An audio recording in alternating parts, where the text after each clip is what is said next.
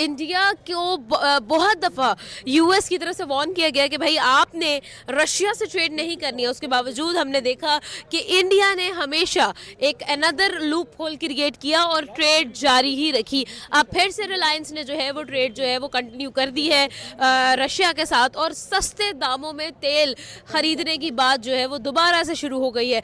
Overall क्या perspective है आपका?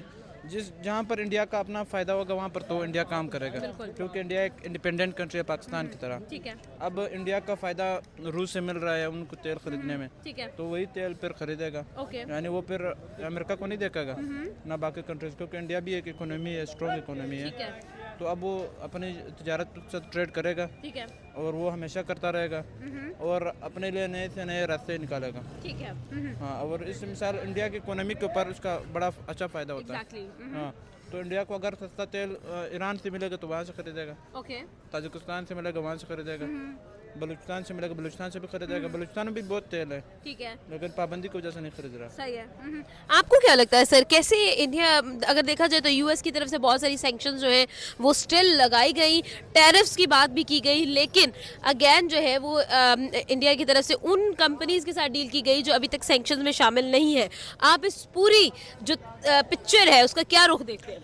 बेसिकली इंडिया जो है ना वो एक पावरफुल कंट्री है, ठीक है, ना सिर्फ इस लिहाज से कि वो एक इंडिपेंडेंट कंट्री है, इस लिहाज से भी कि वो एशिया का सबसे एक पावरफुल कंट्रीज़ में से एक है। ओके, अपनी ट्रेड्स के लिहाज से, अपनी इकोनॉमी के लिहाज से, अपनी पॉपुलेशन के लिहाज से, क्योंकि इंडिया मेरे हिसाब से अब चाइना से आगे निकल गया पॉपुलेशन में।